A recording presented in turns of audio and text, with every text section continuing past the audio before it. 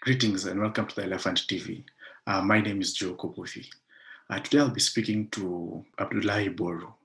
Mr. Boru is a security analyst of the Horn of Africa and a writer and researcher currently based in Washington, D.C. Karibu Boru to the Elephant. Thank you. Ethiopia goes to the elections in June 21st, next couple of days. But not just in Ethiopia, but we have seen across the region that there have been not attempts, but many regimes across the region, Somaliland, now Ethiopia, have postponed the elections largely because of COVID-19, and the argument is that they're not ready for having elections within this kind of environment. What does postponing elections actually do and mean within the Ethiopian context today? It is very important that, when you say you're postponing an election for a period of time, not indefinite like they did in the case of Ethiopia, then the period when you schedule the election for, right. you should be ready to start off. So these elections were meant to be in October. I think the term of Abiy, because he came, midway through the term of Desalegn, that term was meant to end October 5th. So election was meant to be after. That election wasn't done. And, the reason given was, look, there is COVID around, let's postpone the elections. And, it was postponed, I think, for up to May. And then after May, they also again postponed. So that just shows bad faith. Right now they are saying that in two regions, in Harar and in Somalia region, elections might not take place in June. They might be scheduled for September. That is according to the election board. So what that shows is that the idea that elections were postponed primarily because of COVID doesn't hold, right? That is not to say that the state authorities should have not taken precaution about COVID, gone ahead and had the elections and people be infected. Ethiopia was not the only country that was holding elections. Various countries have had their elections, and I think, to my mind, we have not seen a discernible, substantive, spike in the number of people who have been, infected by COVID-19. So you've got to ask, COVID doesn't mean that the state stops functioning. Because of COVID, that didn't prevent them from going, to war with the Tigray region in Ethiopia. So I think that just makes the whole case of, we postponed this because of COVID a little bit tenuous, and we can see reasons why. Right. I mean, speaking, you're just piggybacking on the question about postponing elections, as you rightly said. I mean, tied to that is that because of the 6 months war in the Tigray region, that region won't participate in the June 21st elections. So, I mean, my question is that for a president who won a Nobel Peace Prize for peace and for bringing the people together, what does that mean, for Ethiopia, even post June 21st elections, regardless of whoever wins, such that there's a significant region that has been at war with in a sense, President and his allies not participating in the elections? What does that mean? We need to step back a little bit and just say, how did the problem between Abiy and the TPLF started, and then maybe we can see how it all ended where it ended. Right. One of the things that Abiy wanted to do was I want to consolidate, dissolve the EPDRF, which is a four-way coalition that brought them into power. And instead he formed PP, Prosperity Party. And TPLF said, hey, look, we don't want to be part of that coalition. We want to retain our identity and continue operating. And the Tigray region, in line with the constitution, went and held their elections. So the current government in Tigray that has been deposed is the government that was clearly elected in the region, right? In the Tigray region, that is. So all other governments that now we have are not have overstayed their mandate. So in that regard, I mean, like, they said, we don't want any dissolution. we don't want to be part of any to be formed into one central party. And that just shows, you know, the problem did not just start because, you know, these guys, you know, went and attacked the, you know, the northern command of the military. Right. So to your question, therefore, then, if a government that was elected by the people in the Tigray region has been deposed, and now you're going to an election, and the Tigray region will not participate because they've had their election, but also because they are also saying, look, you are at war with us, there is no way we can participate. If the Tigray region doesn't participate, if the Harar region doesn't participate, if the Somali region doesn't participate until later, what does that speak about election? Then you have to ask yourself, election where all these people are not participating, let alone, you know, the candidates that are running against you, most of them, particularly in the Oromia region, are in jail. So is that an election then? So what are we having? So the question has to be posed: is this an election that should be regarded as such? And I think that also, you know, comes to the heart of the discussions that has been around for some time now. You know, when, you know, in some of the regional elections that you've seen, Kenya and also even in Uganda, when the matter is taken to court and the court says, oh no, there were irregularities, but the irregularities were such that did not have an impact on the outcome of the elections, you have to ask, what did we have? Is that an election? So I think it comes to it's a subject that I think needs further discussion of what an election, what constitutes an election. You cannot just say opposition are in jail, you know, these regions are not participating in the election, but no, we are still calling it an election. I think it raises fundamental question that transcends, you know, the current crisis that we have as far as legitimacy deficit is concerned. Wow. So I mean, just to piggyback on that is that they are. You write in a recent piece for the Elephant, and I quote, allow me to read that, and you say, before EPDF came into power, Ethiopia was a post-child of famine and incessant conflict, especially under the Derg regime. Abiy and Amhara nationalism is bringing back to the fore the echoes of the Derg era. And the upcoming June election is unlikely to resolve the current crisis. If anything, it will exacerbate it even further. I mean, just if you link this to what you're talking about, saying that what is an election, then what are we doing then? If June 21st, what's this process? What are the likely outcomes of this process then? As far as the outcome, we are very clear. Okay, the outcome is that Abiy and his party will be overwhelmingly favorite. They will be declared the winners, and it's nothing new. The first two elections after the new constitution was passed in 1995, we've had, you know, over 90% winning. But to the question around, you know, domestically, at least before that, domestically, the most vociferous supporters of Abiy are the Amhara nationalists. They feel like, you know, this is an opportunity for them to recreate what they've had, for centuries, if you will. You know, we have a lot of discussions about Ethiopia's exceptionalism, all right? And what we have is, you know, it's not Ethiopia's exceptionalism. It's what we want to, you know, to accept. For instance, a lot of the time you will hear debates about, you know, Ethiopia was never colonized. This is, you know, a vanguard of Pan-Africanism.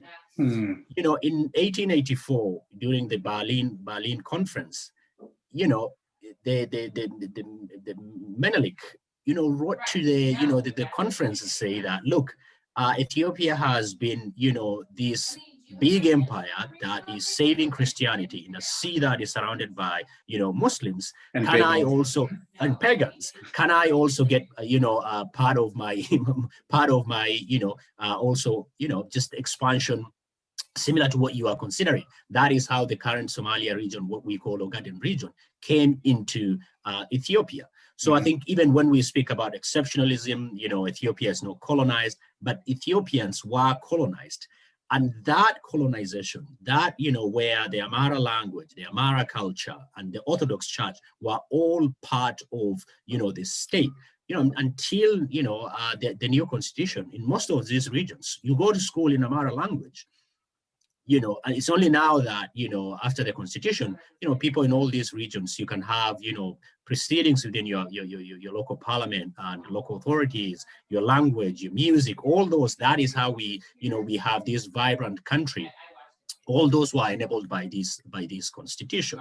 And the centrality, the reason why Amharas would want that, I mean, they want, imperial Amhara that, is mistaken for, the current Ethiopia to come back, because why not? I mean, like, you are the position of privilege, the language of business, the language of commerce, the language of government, the language of bureaucracy. All were the language that they spoke. It is their language at the expense of those other language. And one of the major outcome of this really is the 1983-85 famine in Ethiopia, where 1.2 million people were killed. Over 200,000 kids were orphaned. 2.5 million people were internally displaced. 400,000 people were turned into refugees. That is when Bonos and of this world, released, came together and formed. Do they know it's Christmas? As cringeworthy as it was, it raised some money for the cause that they were interested. Right. And that is when you had We Are the World, the song and the concert to raise money for Ethiopia. And that is what centralization gets you, all right? And again, I just want to make it very clear that, centralization is Abiy and Amhara nationalism's end goal. But they are couching it, or they are deliberately or willfully, selling it or conflating it with unity. Just having different, regions, having different language, doesn't necessarily equate that you're not united. You can be united, it's diversity, your unity in your diversity in your unity. And so they don't want that. That's why he dissolved EPDRF to create Prosperity Party. That's why he wants the state, everything to be controlled from Addis. To him, having all these regions essentially means disunity, when in reality it's not. So I think when I speak about this bringing back the echoes of Derg, that is what I mean. Derg is primarily, remembered for, the famine that we had. And one of the things that I want to end by is around, what came to be EPDRF, particularly TPLF. They were a function of a specific zeitgeist where, the question of nation and nationalities in some of these post-colonial countries were hotly debated. Right. They wanted to see what would minorities have. I mean, it's not limited to them. It happened in China, where minorities, the question of minority around the Uyghur, for instance, is now up as a topic. So I mean, like, what is their place?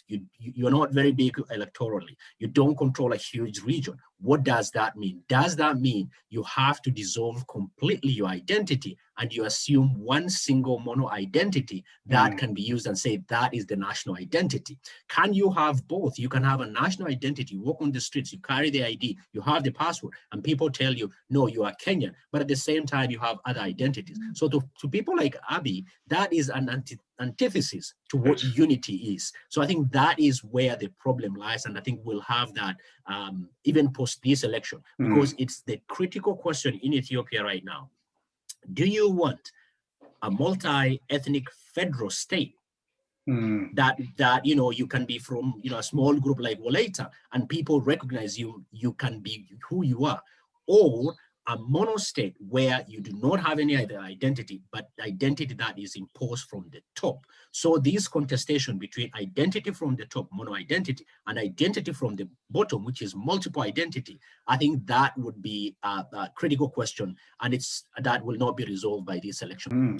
Interesting. I mean, so then, in your view, do you see what's the logical conclusion between, in a sense, these two narratives? Because there's a narrative you're talking about what Abiy and Amhara are doing in the name of Pan-Ethiopianism, which, in a sense, there are critics saying that actually Pan-Ethiopianism it comes from the Make America Great Again kind of narrative, where it's a distortion of history it's really Amhara nationalism guised as pan-Ethiopianism.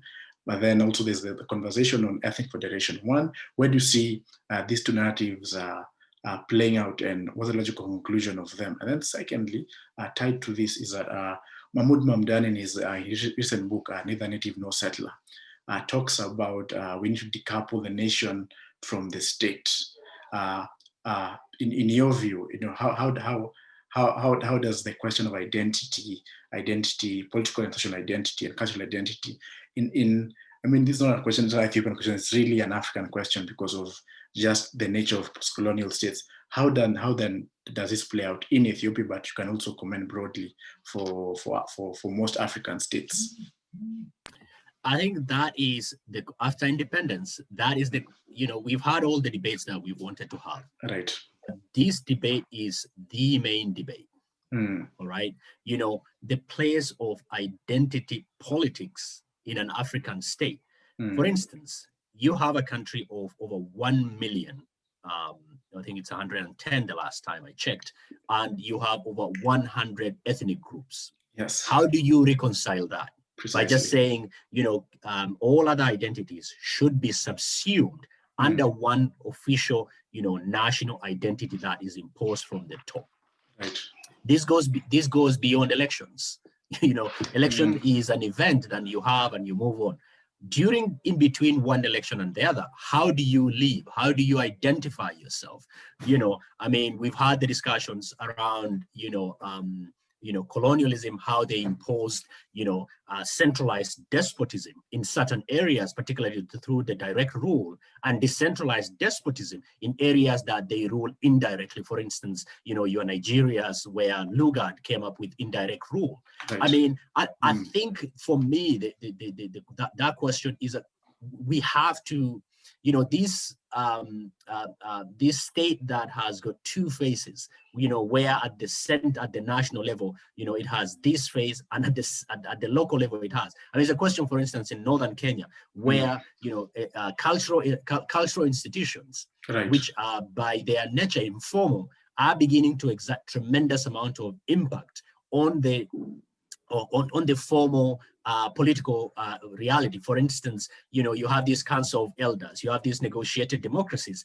I think how that question will be resolved, how these two, completely related but competing ideas, how they can be resolved is actually a fundamental question of how the African states moving forward will be determined, because we have to make do. I'm not suggesting in any way that one or the other is better. But at the very minimum, what we are very sure about in the case of Ethiopia is the centralized despotism from the top is not going to solve the problem, because the genie is out of the bottle. People in some of these places, they know that, look, I am being taught, simultaneous linear equation in my own mother tongue. I am learning biology, the transfusion of blood from the heart, oxygenated blood from the heart going to all parts of my body. I'm learning in my mother tongue. And you're now telling me, whether that will come to pass or not, but, that is usually how it starts. You're telling me I have to forego that. Why would I be speaking, my language, as long as other languages, my language meaning your mother tongue, why would that be in conflict? Why would that not generate an opportunity to create a rainbow nation, quote unquote, if you want? That I'll still be, I am Kenyan. I respect all the symbols of the state, but at the same time, I also would want to continue with other stuff. But the final bit, Joe, is the question around the nation state. Can the nation state survive when you have these centrifugal forces pulling in different directions? Precisely. That is another important question. Which was just to add that which by design is a homogeneous entity. If you're looking at looking at how 1492 we're seeing in Europe, in Spain, so how does it reconcile its homogeneity within contexts that are fundamentally heterogeneous. And that is the point, right? You have something that is monochrome, it's one way or the highway. Right.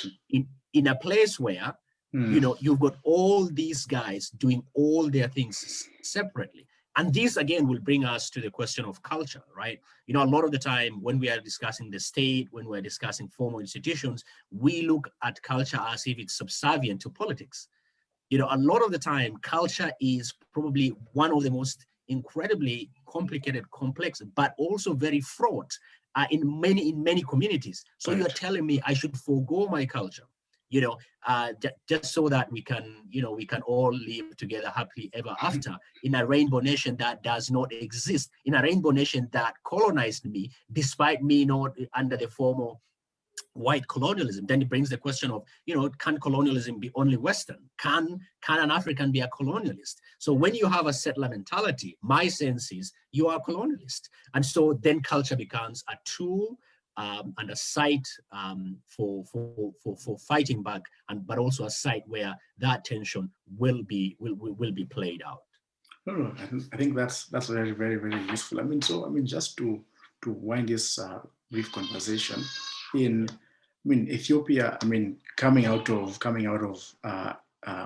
conflict in mid 1995, Ethiopia passed a constitution, and one of the key tenets of the constitution was an ethnic federation.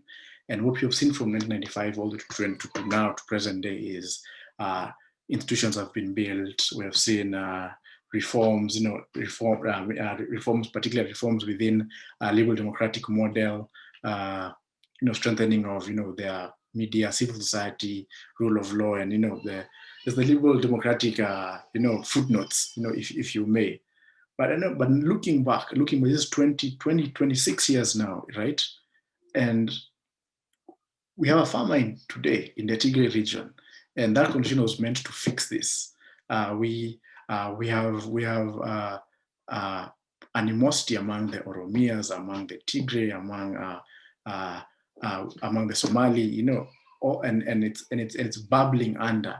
So I mean, so my question to conclude is that, I mean, as we tied to this, is that what's the problem with liberal democracy as a model within the post-colonial state, and is it a panacea to fix these things as we have been, as the era of liberalism has told us? Because clearly now we're seeing that it's not working. That 25 years down the line, we have done all these things and it's not working. So what do we do? Where do we go?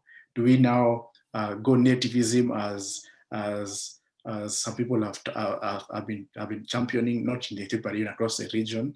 Do we, I don't know, do we go fascism? Do we go dictatorship? What's the direction?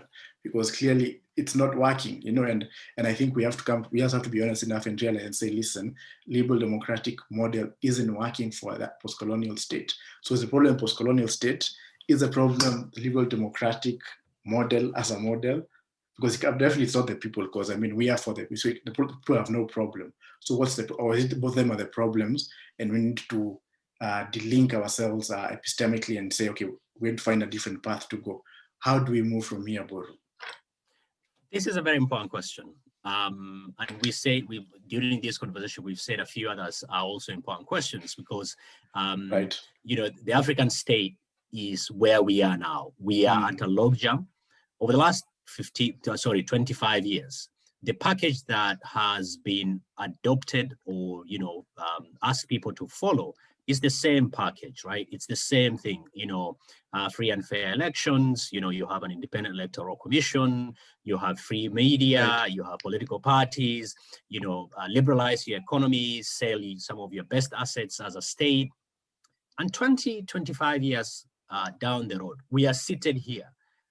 Can we say over the last 10 years, elections that have been held in the region, be it the Kenya's 2007 election, the Uganda's election since, you know, 2006, if you want to go back, that has the investment from the West and also even locally, where civic education, you know, constitutionalism, has that investment really borne the fruit that people, when they were investing, say, can we use a market word? Can we get a return on those investments? I think a very honest answer is no, we are not. So if we are, you know, if we are now going to pre-1995 in Ethiopia, even Kenya, we are saying, you know, for instance, we have to do hustler versus dynasties. You know, what can we say as institutions that have invested in some of these things? You know, free, you know, media and all that stuff. Right. I think that that is the fork on the road. We have to make a choice.